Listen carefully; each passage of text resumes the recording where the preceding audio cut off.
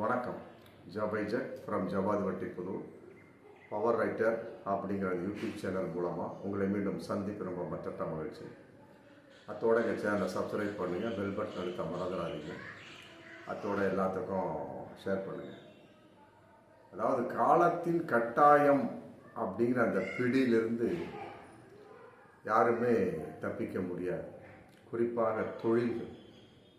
எங்கள் காலத்துலலாம் பார்த்தீங்கன்னா முக்குக்கு முக்கு மளிகை கடை இருக்கும். சும்மா ஒரு 100 ஸ்கொயர் ஃபீட்டு கூட இருக்காது. அந்த தெருவுக்கு அந்த கடை தான் மளிகை கடை. அப்புறம் உள்ள ஒரு மளிகை கடை இருக்கும். எத்தனை கடைகள் இருந்தாலுமே கூட்டம் நிறைஞ்சு தான் இருக்கும். நாடார் சமூகம், இஸ்லாமிய சமூகம், அப்புறம் 1 2 3 சாதி பிரிவுலாம் உட்காந்து என்ன பண்ணுவாங்க, நல்லபடியாக சம்பாதிச்ச ஒரு காலம் அது. ஒரு 1970, 80 தெரிஞ்சலாம். எந்த பிரச்சனையும் கிடையாது. நல்லா இருக்கு, அற்புதமாக இருக்கக்கூடிய சமயம். மற்றபடி எல்லா பொருளுமே கிடைக்கும். எல்லாத்துலேயுமே பிளாஸ்டிக்லாம் கிடையாது. 10 ரூபாய்க்கு கொடுத்தோம்னா வீடு நிறைஞ்சிடும். அந்த மாதிரி பொருள் விலைவாசி கம்மியாக இருக்கும். இதை மாதிரி நாசமாக போன ஆட்சியில் போட்ட அந்த ஜிஎஸ்டி மாதிரிலாம் கிடையாது. அன்னைக்கு மக்கள் நாசமாகாமல் நன்றாக வாழ்ந்து கொண்டிருந்தார்கள். ஆனால் இன்றைக்கி அப்படி இல்லை. இந்த ஆன்லைன் வர்த்தகம், மற்றபடி இந்த சூப்பர் மார்க்கெட்ஸு, அப்புறம் வீட்டுக்கே டெலிவரி கொடுத்துறாங்க இல்லையா, அந்த மாதிரிலாம் பல விஷயங்கள்லாம் இருக்கிறதுனால இன்றைக்கி அப்படிப்பட்ட மளிகை கடைகள்லாம் சிதைந்து போய்விட்டன. இன்றைக்கி சென்னை மாநகராட்சி ரொம்ப வருத்தமான ஒரு தகவல் கொடுத்துருக்காங்க. அதாவது 2169 கடைகள் சென்னையில் மட்டும் இந்த 5 வருஷத்தில் மூடிட்டாங்க. ரொம்ப வருத்தத்துக்குரிய செய்தி, ரொம்ப ரொம்ப மோசமான ஒரு செய்தி. 5 வருஷத்தில் 20% மேலே இன்றைக்கி பல சிறு மளிகை கடைகள் மூடிவிட்டாங்க. ஏன்னா கேட்டால் வியாபாரம் இல்லைங்க. வாடகை கட்டணும் இல்லையா, வாடகை கட்டணும், சாப்பிடணும், கொண்டாட்டிக்கு பூ வாங்கி கொடுக்கணும், மற்றபடி குழந்தைகளுக்கு படிக்க வைக்கிறோம். அதுக்கெல்லாம் காசு எங்கே போகிறது? அதெல்லாம் பல விதமாக இருக்கு இல்லையா. அப்படி இருக்கக்கூடிய சமயத்தில் என்னாச்சு, மூடு விழா தான். இப்போ அந்த மக்கள் எங்கே போகிறாங்க? ஒன்றா என்ன பண்ண டாப்பிங்கமாக போச்சு. ஆன்லைனில் புக் பண்ணால் போதும், உடனே வீட்டுக்கே டெலிவரி. அப்புறம் சூப்பர் மார்க்கெட், விலையெல்லாம் பார்க்கறதெல்லாம் கிடையாது. ஆமாம், நேராக சூப்பர் மார்க்கெட் நுழைய வேண்டியது. நமக்கு தேவை ஏசி இருக்கான்னு பார்த்துக்கிறாங்க. முடிஞ்சு இந்த கால மக்கள் ஏசி இருக்கா, முதுகு விளையாமல் அந்த ட்ரே அப்படியே தள்ளிக்கிட்டே ஒன்று ஒன்றா அப்படியே போட்டுக்கிட்டே போக வேண்டியது. வந்த உடனே டக்கு டக்கு டக்குன்னு அடிப்பார். 20,300 அப்படிம்பாரு, இல்லை 10,200 எதையோ கொடுத்துட்டு வந்துக்கிட்டே இருக்க வேண்டியதான். அது இப்போ கையில் காசு கொண்டு போகிறதெல்லாம் கிடையாது. எல்லாமே ஜிபே, மற்றபடி கார்டு தான். கார்டாவது முதல்ல இப்போ அதெல்லாம் குறைஞ்சிருச்சு. எல்லாமே ஜிபே தான். ஆமாம், சும்மா செல்ஃபோன் அதை வச்சு எல்லாமே உலகமே நம்ம ஆண்டு விடலாம் அப்படிங்கிற ஒரு சிந்தனை எனக்கு வந்தாச்சு. அதுக்கு தகுந்த வசதிகள் வந்தாச்சு. ஆமாம், மக்கள் மேலே குறை சொல்ல முடியாது. அதுக்கு தகுந்த வசதிகள் வந்தாச்சு. அதை பயன்படுத்தி கொள்கிறார்கள், அவ்வளோதான். முதல்ல நடந்து போனவங்க இன்றைக்கி விமானத்தில் போகிறாங்க. அந்த மாதிரி தான். பாக்கெட்டில் காசு வச்சுருப்பாங்க, தொலைஞ்சு விடுமா அப்படிம்பாங்க. இன்றைக்கி அப்படி கிடையாது.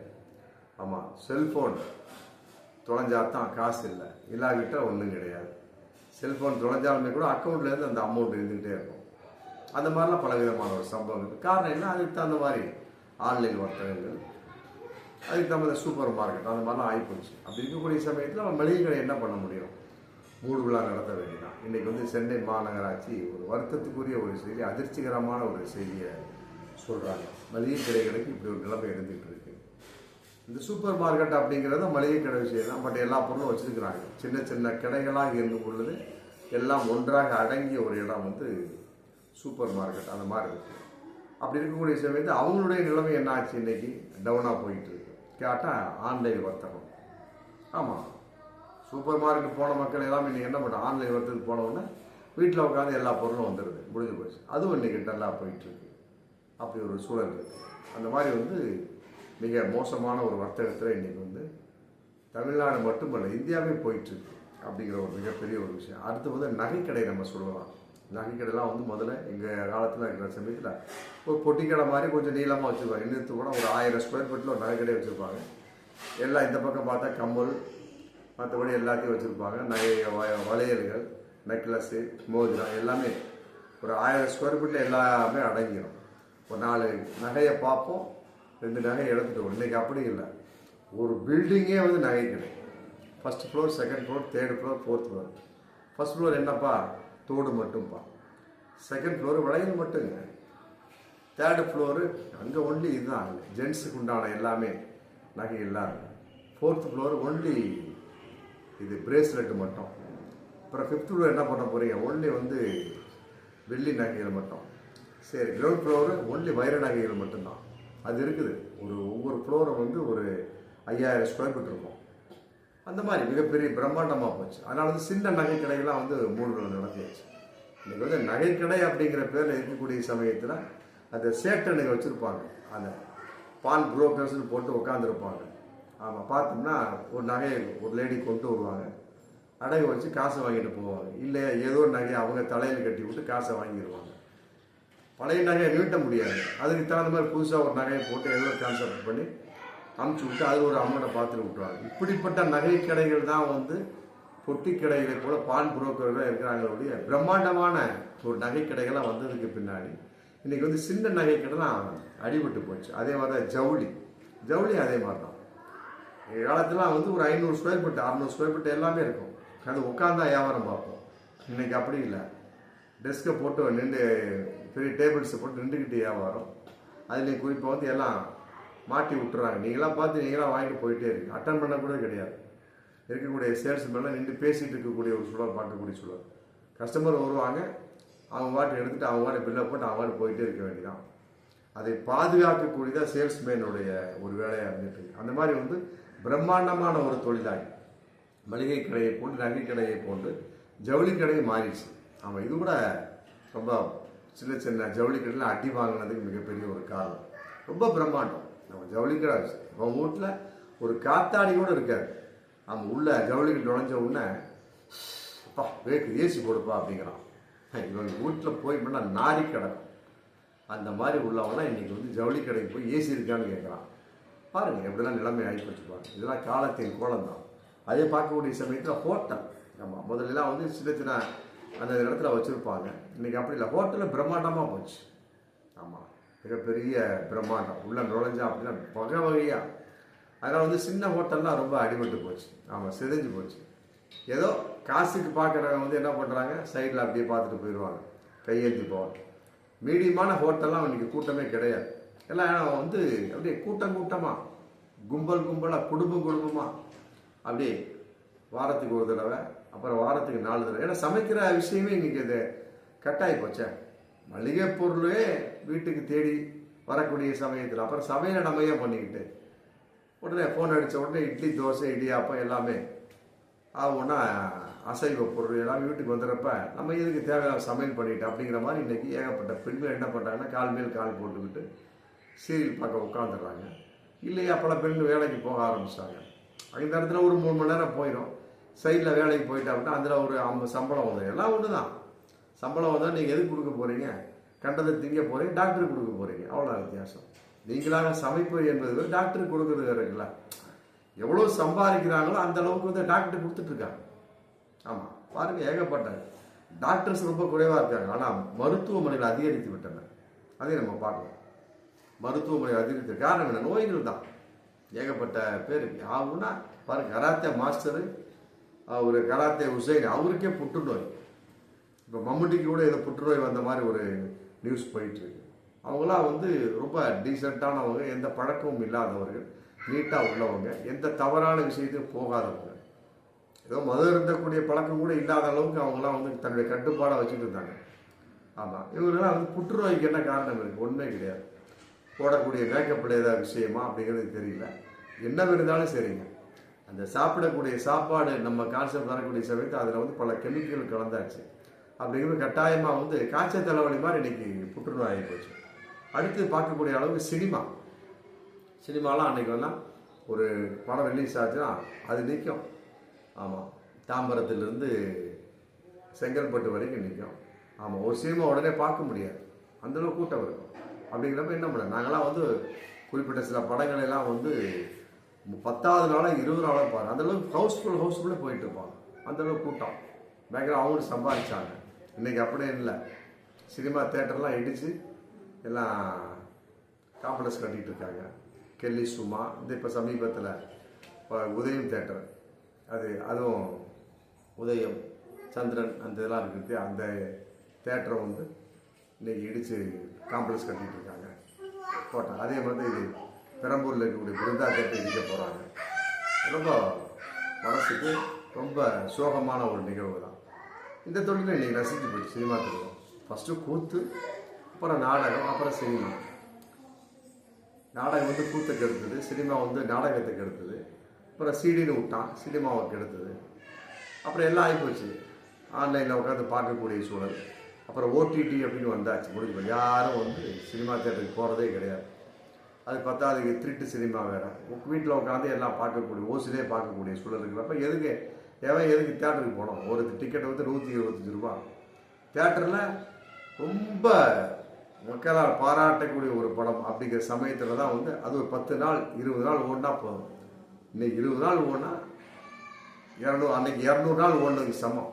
அந்த அளவுக்கு காசை வாரிடுறாங்க. அதுக்கு தகுந்த மாதிரி நஷ்டமும் இருக்குது.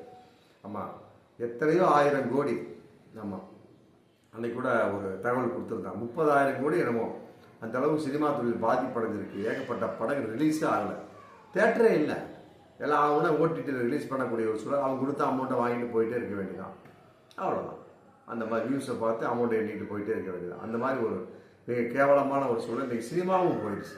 தேட்டரை இல்லைங்கிறப்ப என்ன பண்ண முடியும்? பிருந்தா இடிக்க போகிறாங்க, உதயம் சந்திரன் அந்த சோன்ஸ் அதுவும் இடிக்க போகிறாங்க. இந்த மாதிரிலாம் இருக்கக்கூடிய சமயத்தில் என்ன இருக்குது அப்படிங்கிறப்ப மிக ரொம்ப வருத்தத்துக்குரிய விஷயம்தான். ஆமாம், இப்போ என்னதான் தொழில் சிறப்பாக இருக்குது அப்படின்னா அந்த டீ தொழில் சிறப்பாக இருக்குது. எங்கே பார்த்தா டீ கடை, tea boy, tea Sai, hi Sai, அப்புறம் டீ மேன், இந்த மாதிரி ஆகும்னா அப்படிங்கிறப்ப ஏன் கண்ட நோய் வராது? எங்கே பார்த்தாலும் காலைல எந்திரிச்சா பல்லு விளக்குறான்னு நேராக வந்து டீ சாய்க்கு வந்துடுறோம். முதல்லாம் வந்து நம்ம மலையாளத்தாங்க வந்து புக்கில் டீ கடை வச்சுருப்பாங்க. இன்றைக்கி அப்படிலாம் அது டீசெண்டாக போச்சு. உள்ளே போனோன்னா ஏசி இருக்கான்னு கேட்குறான். நம்ம அவன் வீட்டில் வந்து ஒரு மின் விசிறி கூட இருக்காது, உள்ளே நுழையிறதுக்கு தாப்பா ஒரு கதவு கூட இருக்காது. அவன் உள்ளே போனால் ஏசி கொடுப்பான். டீ கடை அவன் குடிச்சிட்டு வர்றது 10 ரூபா 20 ரூபா டீ, அதுக்கு ஒரு ஏசி வேணுமா? உள்ளே போய் உட்காந்துரும். அந்த டீலே வகை வகையாக டீ, சேக்கோ டீ, பட்டர் டீ, அந்த டீ, இந்த டீ. அப்புறம் ஏன் வராது? புற்றுநோய் வராது, மாரடைப்பு வராது, சக்கரை நோய் வராது. டீ நல்லா ஓடுது, எங்கே பார்த்தாலும் டீ. அதே மாதிரி பார்க்கக்கூடிய எங்கே பார்த்தாலும் இப்போ சிக்கன் பிரியாணி தனிக்கடை போட்டாங்க. இப்போ சிக்கன் எல்லாம் பீஃபாக மாறிடுச்சு. பீஃப் எங்கே பார்த்தாலும் பீஃப் பிரியாணி தான். ஆமாம், எங்கே பார்த்தாலும். அப்புறம் ஏன் ஒபிசிட்டி ப்ராப்ளம் வராது? பீஃப் சாப்பிட்றத பற்றி ஒன்று கிடையாது, சிக்கன் சாப்பிட்றத பற்றி ஒன்று. மட்டன் எங்கே போச்சுன்னே தெரியல. எப்பா நாளைக்கு போனேன், ஒரு மட்டன் பிரியாணி குடிப்பானா? சார் மட்டன்லாம் இல்லை சார். இல்லை சார், எப்படி கேட்குறீங்க சார்? ஒரு சிக்கன் இல்லை பீஃப், ரெண்டில் எது வேணும்? அப்புறம் வாங்கிட்டு வந்தேன், எனக்கு தேவைப்பட்ட ஒரு சிக்கனை வாங்கிட்டு வந்தேன். அந்த மாதிரி மட்டன் பிரியாணி கிடையாது. ஆமாம், ஒரு ஊரில் வந்து ஒரு 100 கடை இருந்தால் 2 கடை மட்டன் பிரியாணி இருக்கா. அங்கே போனீங்க வச்சுக்கலாம், ஒரு மட்டன் பிரியாணி எவ்வளோப்பா 450 ரூபா சொல்கிறான். முடிஞ்சு போச்சு, சாப்பிட்ட மாதிரியே இருக்கும். வந்துட வேண்டியதான் விலையை கேட்டுக்கிட்டு. அந்த மாதிரிலாம் சூழல் இருக்குது. மட்டன் பிரியாணி காணாமல் போச்சு. எங்கே பார்த்தாலும் சிக்கன் பிரியாணி, பீஃப் பிரியாணி. அப்படிங்கிறப்ப இவன் எதுக்கு சாப்பாடு ஆக்குறான்? எல்லாமே ஹோட்டலில் வந்து இப்படி சாப்பிட்டு போயிட வேண்டிய பெண்களும் அதற்கு ஒத்துக்கொள்கிறார்கள். அப்படிங்கிறது அவங்களுக்கு ஒரு கேவலமான ஒரு சூழல். அப்படி இருக்கக்கூடிய சமயத்தில் இந்த மாதிரிலாம் பலவிதமான ஒரு தொழில்கள்லாம் நசிஞ்சு போயிட்டு வந்துட்டு இருக்கு.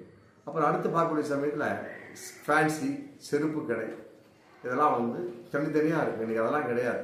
ஒரு கடைக்குள்ளே அது கடையாக போச்சு. ஃபேன்சி ஸ்டோர் தனியாக இருக்கும், செருப்பு கடைன்னு தனியாக இருக்கும். இன்றைக்கி அப்படி கிடையாது. மிகப்பெரிய கடைக்குள்ளே ஒரு கடையாகவே ஃபேன்சி ஸ்டோர் ஆயிடுச்சு, ஒரு கடையாகவே செருப்பு கடை ஆயிடுச்சு. அப்படி இருக்கக்கூடிய சமயத்தில் அப்புறம் எங்கே போகிற வேண்டியது? ஒன்றும் பண்ணவே முடியாது. இந்த மாதிரிலாம் ஒரு சூழல் பலவிதமான தொழில்கள்லாம் வந்து நசிஞ்சு போயிட்டு இருக்க சமயத்தில் மக்களுடைய பொருளாதார நிலை வந்து ரொம்ப ரொம்ப கேவலமாக போயிட்டு. இந்த அன்னைக்கு கூட ஒரு அறிவிப்பு வெளிவச்சுப்பாங்க, நீங்களும் படிச்சிருப்பீங்க. அதாவது வந்து பெண்கள் வந்து தங்க நகைகளை தாலிகளை அடமானம் வைக்கக்கூடிய ஒரு சூழல் நிறைய உருவாகி கொண்டே இருக்கிறது. பான் புரோக்கர்ஸ் நிறைய சம்பாதிச்சுட்டு இருக்காங்க. பான் புரோக்கர், ஆமாம், சேட்டர்கள் நிறைய சம்பாதிக்கிறாங்க. ஒரு குறிப்பிட்ட பேங்க்லாம் போனால் கரெக்டாக கேட்பான், அது இருக்கா இது இருக்கா, செக்யூரிட்டி கூட்டான்னு கேட்பான். சேட்டை கடைக்கு போனால் முடிஞ்சு போச்சு, நகையை அவுத்து வைக்க வேண்டியது, அவன் பாட்டு காசு கொடுப்பான், வாங்கிட்டு வந்துகிட்டே இருக்க வேண்டியதான். அது டூப்ளிகேட் நகையை ஒரிஜினல் எதாக இருந்தாலும் அவன் பார்த்துக்குவான். இப்படி நமக்கு கையை காசை கொடுத்துறாங்களா இல்லையா? அப்படிங்கிறப்ப பெண்கள் வந்து இன்னைக்கு ஆமாம் நகைகளை அடமானம் வைக்கக்கூடிய ஒரு சூழல் வந்து இன்னைக்கு அதிகரித்து கொண்டே விட்டது. அப்படிங்கிறது ரொம்ப வருத்தத்துக்குரிய விஷயம்.